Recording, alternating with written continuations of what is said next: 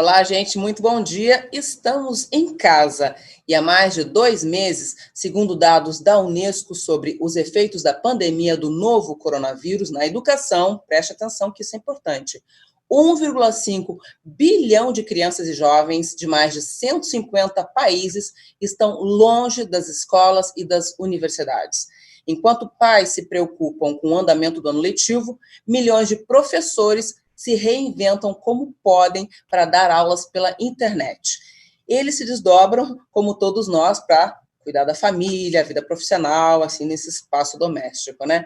E não são poucos os desafios. E entre eles, um em especial tem tirado o sono de muitos mestres. Estamos falando sobre os direitos autorais em tempos de aulas online. Eu sou a Rosângela Coelho e este é o hashtag Educa em Casa, em novo formato, como o momento exige, né? Para que você continue sempre muito bem informado. Quem conversa conosco sobre direitos autorais é o advogado especializado em mídia, cultura e propriedade intelectual, o Cláudio Lins de Vasconcelos, e ele também é autor do livro Mídia e Propriedade Intelectual, a crônica de um modelo em transformação. Seja bem-vindo, Cláudio, ao hashtag Educa em Casa. Tudo bom? Tudo bem, querida. Olha só, Cláudio, vamos direto já para a pergunta principal, né? Você que presidiu a Comissão de Direitos Autorais da OAB no Rio de Janeiro, começo perguntando o seguinte: o que são direitos autorais?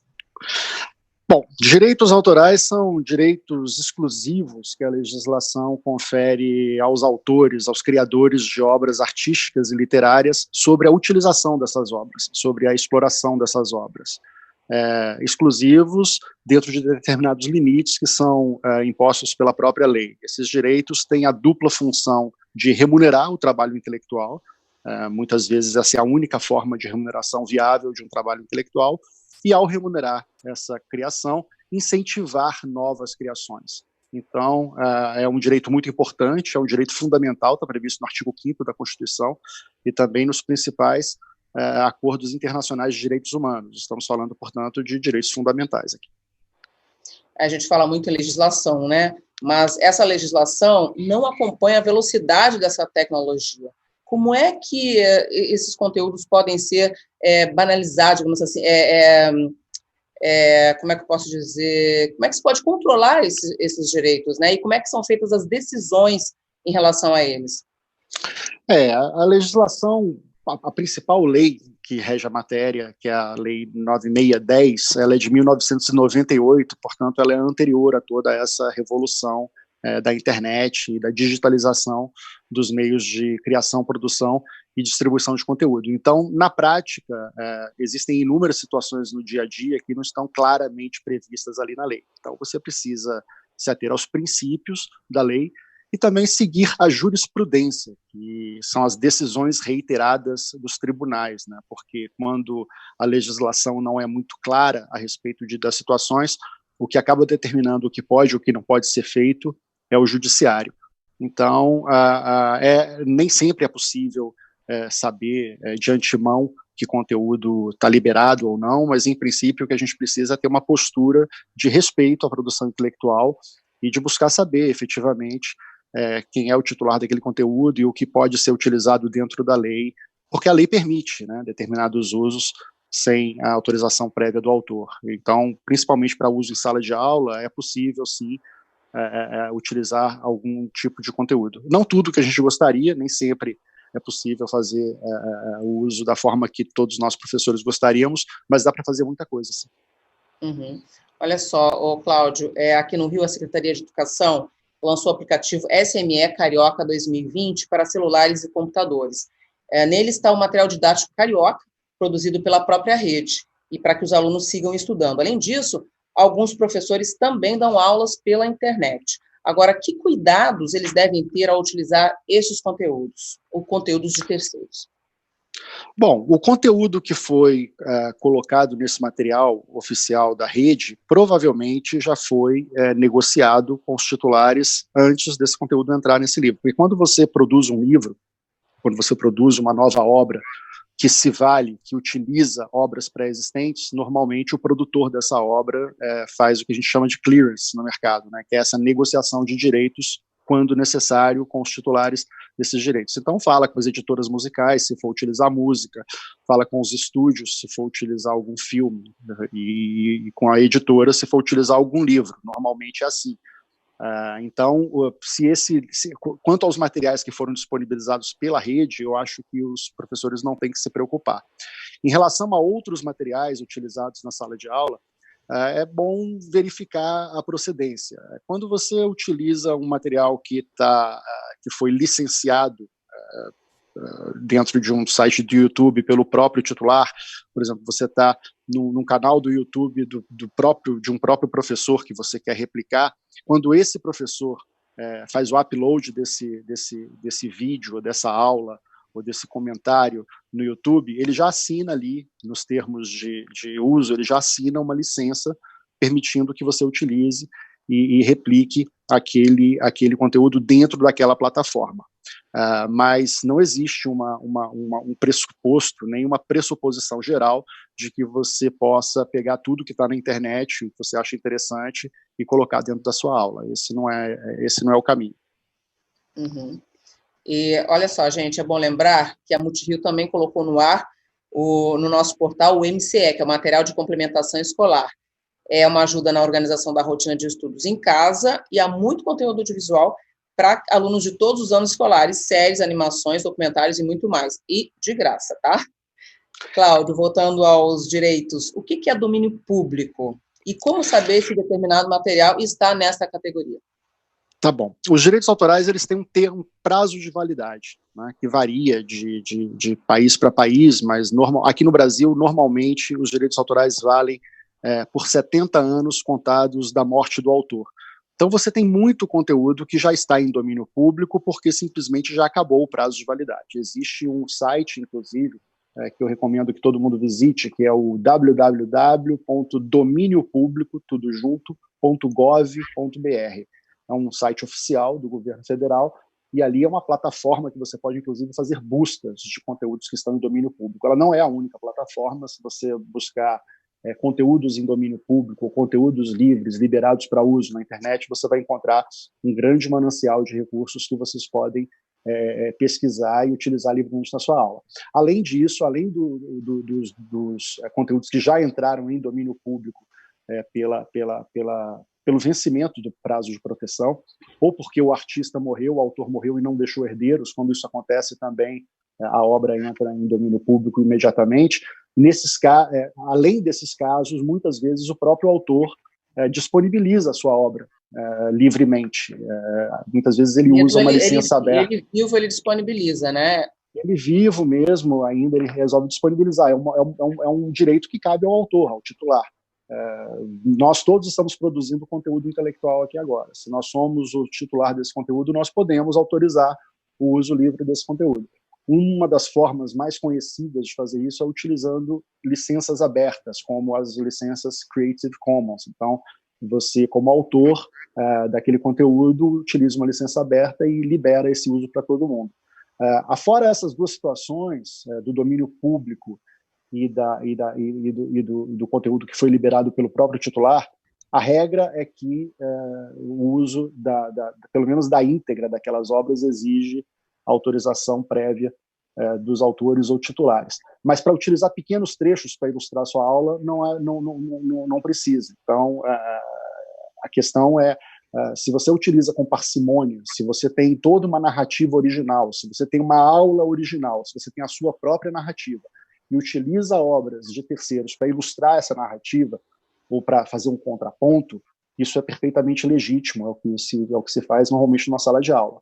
O que não pode é fazer uma aula que, na verdade, é um recorte de conteúdos pré-existentes. Isso realmente não poderia sem autorização prévia. Mas, Cláudio, quando a gente usa esse tipo de conteúdo, quando o professor usa, tem que citar fonte, tem que dizer de onde tirou, como é que faz para ser legal?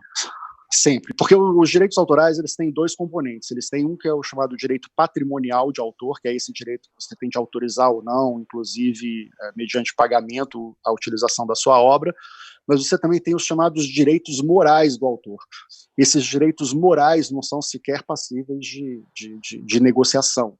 e nem de renúncia, são direitos personalíssimos que não podem ser sequer renunciados. Então, entre esses direitos morais está o direito de ter o seu nome sempre citado quando a obra é utilizada. Então, eu recomendo que pelo menos cite o nome do autor e o nome da obra. É claro que se você vai fazer um artigo acadêmico, você vai seguir as normas da ABNT, você vai citar mais do que isso, citar a obra, o ano, a editora, etc., que é a forma correta de citação. Mas num programa de televisão, numa aula, basta que no final da aula o professor cite, olha, então nós falamos aqui hoje, citamos tais e tais e tais autores e tudo mais.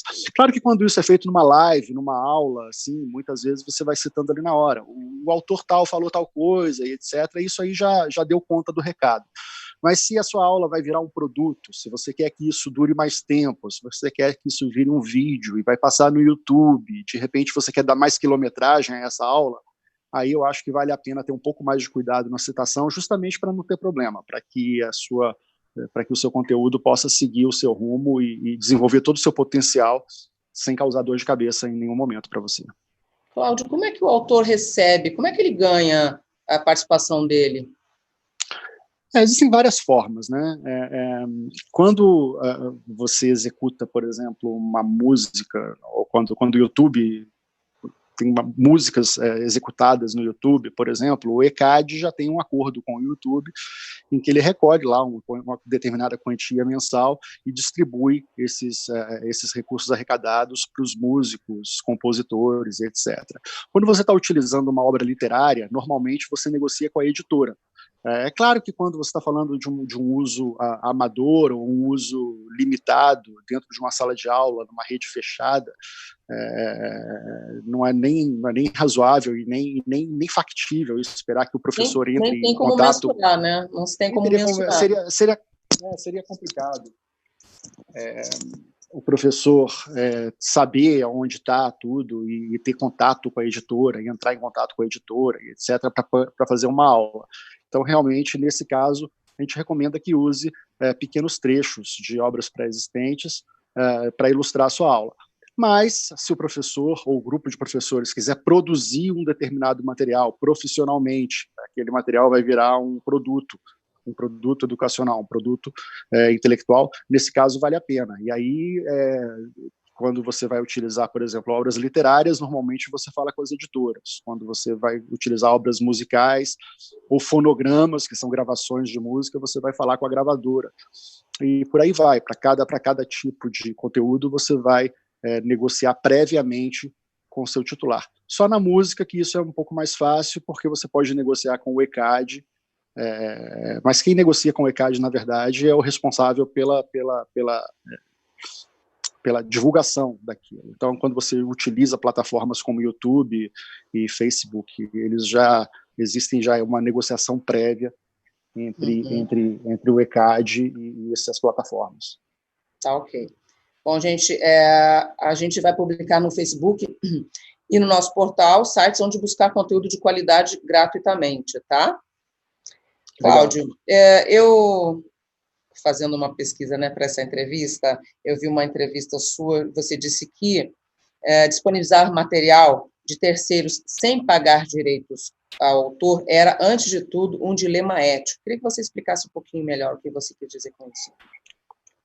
A gente precisa entender que o direito autoral ele existe para valorizar o trabalho intelectual e que nenhuma sociedade saudável se constrói com base na negação do valor intrínseco do trabalho intelectual. Eu acho que o que a gente precisa entender é que quando a gente está utilizando o material de alguém, a gente está utilizando a obra de alguém, a gente deve respeito aos direitos dessa pessoa. Então, imagina, por exemplo, que um professor está gravando a sua aula para determinado uso de uma determinada faculdade. E aí, no semestre seguinte, em vez de contratar aquele professor de novo para dar aula, aquela escola simplesmente fica utilizando a gravação daquela aula em outros semestres. Então, isso seria muito ruim para o professor, quer dizer, porque ele teria dado aquela aula naquele momento e, a partir daí, nada mais seria pago a ele, nada mais seria negociado com ele. Então, gente precisa entender que quando a gente está falando de trabalho intelectual, a gente não está falando só do músico, só do compositor, nem só do produtor audiovisual. A gente está falando também do próprio professor, que cada vez mais é um produtor de conteúdo, e cada vez mais também vai querer que o seu direito autoral sobre as suas obras, sobre as suas aulas, que são obras, sejam respeitados. Então, o que a gente está, quando eu digo que é um dilema ético, é porque muitas vezes é possível utilizar, você consegue utilizar obras sem autorização, e é muito difícil que isso, muitas vezes, gere alguma consequência jurídica mais séria. Mas cabe a cada um ter a consciência de que, ao utilizar o trabalho de alguém, é preciso fazer isso dentro de determinados limites, porque senão nós corremos o risco de desincentivar produções culturais no futuro. Se, por um lado, o direito autoral limita, de fato, o acesso ao conteúdo no curto prazo, no longo prazo ele garante que haverá novos conteúdos, porque se ninguém tiver incentivo para produzir novos conteúdos, o que vai acontecer no futuro é que a gente vai ter que viver de obras feitas com base voluntariamente apenas, ou com base no estoque do que já foi feito no passado. E aí nós vamos estagnar a cultura, estagnar a educação e estagnar tudo. A mensagem que a gente tem que passar para as próximas gerações é que vale a pena ser um produtor intelectual, que vale a pena investir no trabalho intelectual. E os direitos autorais têm tudo a ver com isso. Sim, Cláudio, mas quando a gente bolou essa pergunta, inclusive tem um problema social aí, né? Porque grande parte dos nossos estudantes de escolas públicas não tem recursos para acessar conteúdos pagos. Aí sai um pouco do professor e vem para o aluno. Como é que pode se resolver essa equação? O que você acha? É um dilema. É um dilema muito sério. De fato, o acesso à cultura é algo muito importante, o acesso à educação é algo muito importante, e o prejuízo que um aluno possa causar, eventualmente, a uma editora por estar usando o livro sem autorização pode parecer pequeno. Mas vamos imaginar, por exemplo, um livro didático, né? um livro de matemática, que é um livro didático. Esse livro, ele só existe, a viabilidade econômica dele é justamente se as pessoas comprarem esse livro. Se esse livro didático for utilizado para fins didáticos, sem pagamento para o autor, o que vai acontecer é que ninguém mais vai fazer livros didáticos, ou então simplesmente eu vou ter que fazer livros didáticos com outra equação de sustentabilidade que ainda não veio à cabeça de ninguém. Então, existe de fato um problema social que precisa ser enfrentado. Acho enfim, é um desafio que se coloca a todos, mas é um desafio social que se coloca em todas as áreas também, né? Não é um privilégio dos produtos culturais. Infelizmente, no Brasil, muitas pessoas não têm acesso a muitas coisas, entre elas materiais didáticos a preços acessíveis. Acho que é um ponto que precisa ser sempre levado em conta, mas que pela legislação hoje que a gente tem, ninguém tem a autorização para utilizar uma obra que não foi liberada para esse uso, sem autorização prévia, independentemente da sua situação, da sua circunstância social específica. Uhum. Do ponto de vista jurídico, sem dúvida. Algo a se pensar muito sério, né, Cláudio? Sem dúvida. Vamos adiante, tem muita pergunta aqui na interatividade, tá? Mas eu vou fazer uma pergunta aqui do roteiro, depois a gente passa para responder as perguntas dos professores que devem estar nos assistindo, com certeza. Muitos professores, Cláudio, acreditam que por não comercializarem as aulas, podem usar livros, músicas, fotos e materiais de terceiros, sem restrição. Isso procede? Não procede. É claro que o uso de material em sala de aula ele é pouco arriscado, né? Se você utilizar o material dentro de uma turma fechada para fins didáticos, dentro do contexto da sua aula, esse é um uso justificável, é um uso que não gera maiores problemas. Então é normal que você está dando uma aula sobre modernismo, nas artes visuais. Você vai mostrar quadros de Tarsila, você vai mostrar obras de artistas modernistas brasileiros ali como exemplo da sua aula. Isso pode, não tem problema nenhum, isso está previsto na lei, você pode fazer isso.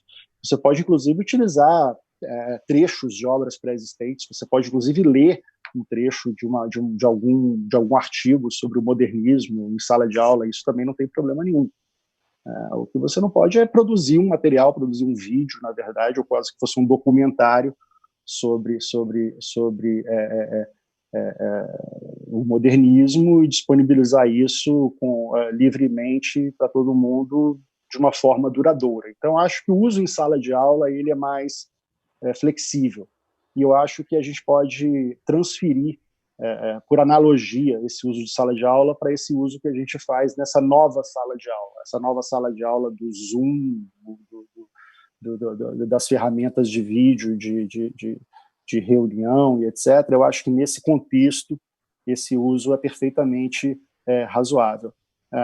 Só tem que começar a tomar cuidado quando esse uso se transforma em uma produção de um novo conteúdo que vai, então, seguir a sua vida aí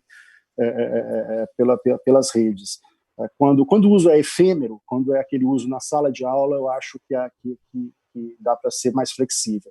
Acho que a gente precisa tomar mais cuidado quando aquilo vai virar um produto e vai ficar eternizado aí na rede. Nesse caso, é preciso tomar cuidado, porque pode sim, daqui a alguns anos, alguém se preocupar com isso, encontrar o conteúdo ali, querer saber quem fez e etc. Ok, Cláudio. Dentro desse assunto, eu tenho uma pergunta da Rita de Cássia. Deixa eu ver se ela... eu não sei se ela está perguntando online, mas deve ser sala de aula também. Ela pergunta se posso passar filmes do YouTube para os alunos. Eu acredito que ela esteja falando isso dentro de uma sala, né? Numa sala, ela passar o filme do YouTube para os alunos. Aí não seria uma coisa efêmera, ela estaria passando o filme do início ao fim. Eu acho que bom, nem tudo que está na internet está livre para todo tipo de uso, mas eu acho que passar um filme, se você teve acesso àquele filme legalmente, se você está numa plataforma legítima, o YouTube é uma plataforma legítima, se você não tem nenhum motivo para acreditar que aquele filme não foi liberado para aquele tipo de uso, você pode passar ali. Mas é claro que muitas vezes você tem plataformas que não são legítimas, então você precisa ter um certo olhar. Você tem lá, o YouTube é uma plataforma conhecida, mas você tem outras lá que chamam, sei lá, Pirate Bay. O negócio chama-se pirata. O negócio é pirata, tem uma bandeirinha pirata, tem um navio pirata. Você está pegando um filme inteiro daquela plataforma, você provavelmente sabe ou tem motivos para acreditar que aquele é um filme que não foi autorizado. Então você está utilizando uma cópia não autorizada do filme para fins legítimos, nobres e etc., mas isso não é seguro do ponto de vista jurídico. Eu não vou nem entrar no julgamento de mérito se a legislação está certa ou não, mas isso não é seguro do ponto de vista jurídico. Para esse tipo de coisa, e hoje você tem muitas alternativas, né? Você tem canais de streaming, programas de streaming a preços acessíveis, plataformas de streaming a preços bem acessíveis e que você tem um manancial de conteúdo enorme. Acho que na época em que você tinha que pagar para cada filme que você pegasse, etc., isso realmente era uma barreira muito grande. Hoje você tem alguns serviços a bons preços, com muito conteúdo, e aí tudo bem, você pegar o filme de uma plataforma legítima e passar para os seus alunos e depois discutir o filme é perfeitamente factível. Ou também é perfeitamente factível que o professor informe aonde está o link daquele filme e fale, olha, ali no YouTube, vamos lá no YouTube, na plataforma tal, vamos ver esse conteúdo tal, todo mundo assiste, depois a gente discute. Isso também pode, porque em princípio você está ali na plataforma YouTube, daquele jeito disponibilizado, em princípio você pode acessar.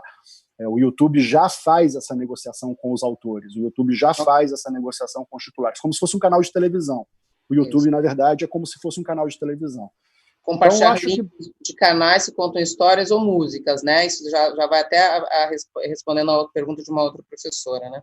Dá para compartilhar também. Você pode compartilhar os links das plataformas legítimas. Busquem as plataformas legítimas. Eu acho que é importante, como tem muita margem de subjetividade, como a gente está atuando numa zona cinzenta muito grande, aliás, quando a gente lida com ativos intangíveis, quando a gente lida com esse mundo do intangível, a gente está sempre lidando com sempre ali naquela zona cinzenta. É muito difícil você ter uma situação absolutamente objetiva.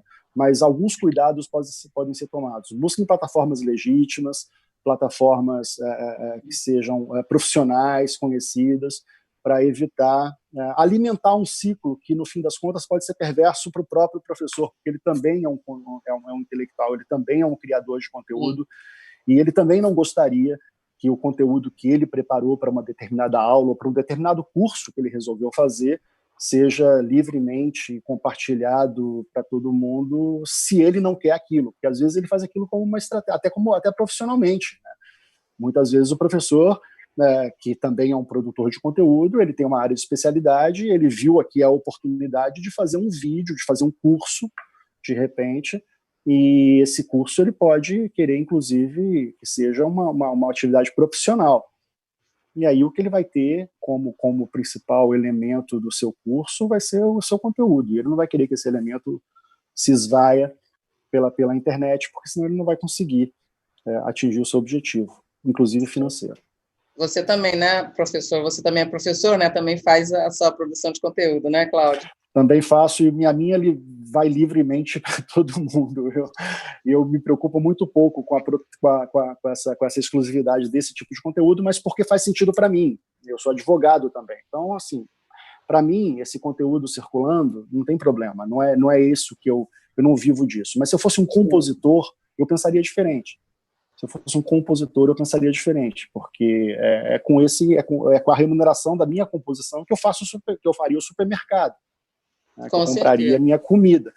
Então, é esse tipo de coisa que a gente precisa entender, que quando a gente está falando de direitos autorais, a gente não está falando de uma maluquice que alguém inventou para dificultar o acesso à cultura. A gente está falando de uma tecnologia que foi desenvolvida ao longo de mais de 100 anos para garantir que alguém possa se dedicar profissionalmente à produção cultural, e apenas a essa produção cultural, sem depender de favores, sem depender de mecenas, sem depender do Estado, porque isso é muito ruim, depender dessas três coisas. Sim. Cláudio, eu estou até meio atrapalhada aqui, porque tem tanta pergunta, tanta gente fazendo pergunta. Não, tudo bem, vamos lá. Nós temos 3 minutos, vamos fazer um bate-pronto com você aqui. Tá bom. Vamos ver se eu consigo fazer todas as perguntas. Não vou conseguir, com certeza, tá? Mas vamos ver aqui. Deixa eu ver aqui. Eliana. Marileia. Gostaria de saber se há uma maneira de contar uma história e cantar uma música com direitos autorais sem desrespeitar esses direitos. Não, dentro do ambiente de sala de aula, você pode fazer a representação teatral ou a performance musical que você quiser sem nenhum problema. A própria lei permite isso. O que você não pode enfim, produzir um determinado conteúdo que vai ficar aí para sempre, utilizando só conteúdo de terceiros ou a íntegra de conteúdo de terceiros, porque nesse caso você deveria pedir autorização. Mas no caso do uso em sala de aula, pode. Ok. A outra pergunta aqui, do Camilo, existe um documento específico que devemos enviar para as editoras pedindo os direitos de uma obra? Quais dados são essenciais para constar neste documento? Ótima pergunta. Preciso constar quem é o titular da obra, né, que é quem está dando a autorização. O nome disso é licença, é um documento de licença de direitos autorais. Vai ter lá o licenciante, que é o titular da obra, então, por exemplo, a editora Companhia das Letras, ela vai ser a licenciante daquela obra. O licenciado vai ser provavelmente a escola ou a instituição que está utilizando, ou o próprio professor, pessoa física, não tem problema nenhum, pode ser ele mesmo o licenciado, e tem que constar ali o objeto, que é qual é a obra, por quanto tempo aquela obra pode ser utilizada, em que mídias aquela obra pode ser utilizada, e se é uma licença gratuita, se é uma licença onerosa, e em que territórios ela pode ser utilizada também. Se é para utilizar apenas no Brasil, em qualquer lugar do mundo, se pode utilizar na internet. Resumindo, precisa saber quem é que está licenciando, quem está sendo licenciado, qual a obra e as condições de uso dessa obra. É um documento simples que pode ser feito em uma coisa como 1 ou 2 páginas, tem muitas coisas, muitos modelos na internet a esse respeito, mas é claro que quando for uma coisa profissional, eu repito, quando for algo profissional, produção de conteúdo profissional, a escola ou a rede quer produzir um material que vai ser utilizado pelos professores de todo o Estado, etc. Nesse caso, é recomendável que esse documento seja feito por um advogado, que passe pela revisão do departamento jurídico, para dar garantia. É uma certa burocracia, né, Cláudio? É uma certa burocracia, mas é como a produção profissional de conteúdo. Se você vai fazer isso pessoalmente, você não precisa passar por esse caminho todo. Mas aí tudo depende. Quando uma escola vai fazer isso, já é diferente. Quando uma escola ou uma rede de ensino vai fazer isso, é diferente do professor fazer isso privadamente. Na grande maioria das vezes, para uso em sala de aula, principalmente quando não se utiliza a obra na íntegra, o professor não precisa se preocupar com isso. Essa preocupação só começa a ser válida se esse uso vai além da sala de aula, e ele vira, na verdade, um outro uso, ele vira, na verdade, um uso mais permanente, e não um uso efêmero. Nesse caso, é preciso sim. Ok, Cláudio, eu vou te fazer mais 2 perguntinhas, porque nosso tempo está estourando, tem muita pergunta aqui. Uma que eu achei interessante. A Estela Martins, ela diz, eu fiz um vídeo dançando, o áudio era de um vídeo do YouTube. No final do vídeo, na descrição da publicação, eu inseri o nome do autor e o link usado. Isso serve? É melhor do que nada. Ela dançando uma música que está no YouTube, provavelmente essa música, se também está sendo executado no YouTube esse vídeo, os titulares, as editoras musicais e as gravadoras, que são os titulares sobre essa música que ela está dançando, já estão recebendo. Porque é aquilo que eu disse, as plataformas profissionais já chegaram há muito tempo num acordo com esses titulares, e eles já pagam, já tem lá então ela não precisa se preocupar com isso. Ela citando ali o nome do autor e o nome da obra que ela está dançando, eu acho que está perfeitamente razoável em termos de direitos morais também. Okay. E especialmente não sendo algo com fins lucrativos, eu realmente não vejo nenhum problema nisso. Ok, Cláudio, vou para a última pergunta, eu gostaria que você fosse bem objetivo. Infelizmente, depois, diretora, a gente pode ver, né, enviar as fazer perguntas para ele responder, e a gente, a gente envia, porque tem muita pergunta aqui. É o seguinte, existe hoje a cultura da mixagem em todas as artes, literatura, música, filmes, e nos casos em que vai se usar um pequeno trecho ou parte da obra do autor, ou se produzir algo novo com estes pequenos trechos, mixagem que a gente fala, né? Que informações devem constar durante este uso? Porque é muito feito por trabalho de alunos e tal. Como é que se faz? Nome do autor, editora ou gravadora? É importante, o mais importante em termos de citação de direito moral é o nome do autor e o nome da obra. Acho que isso é o fundamental. Claro que se você quiser dizer o nome da editora, o ano de publicação, etc., a sua citação vai ficar mais completa e o seu trabalho vai ficar academicamente melhor. Mas, do ponto de vista jurídico, a sua obrigação é citar o nome e o autor da obra.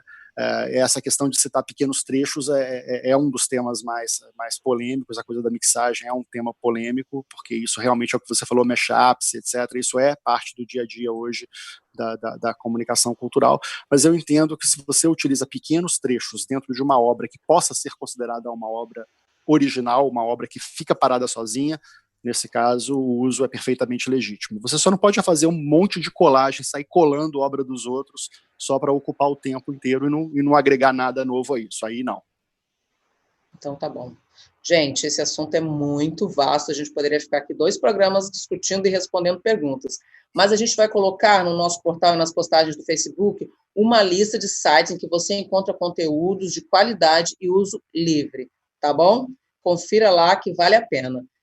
Cláudio, muito obrigada pela sua participação. Eu vou falar aqui com a nossa diretora Alessandra para ver se a gente consegue fazer, né, responder, chegar a você essas perguntas para serem respondidas por nossos professores, as pessoas que nos acompanharam até agora. Obrigada por todo mundo que nos acompanhou. Muito obrigada pela companhia. Até o próximo #Educa em Casa. Tchau, tchau. Tchau, tchau. Obrigado.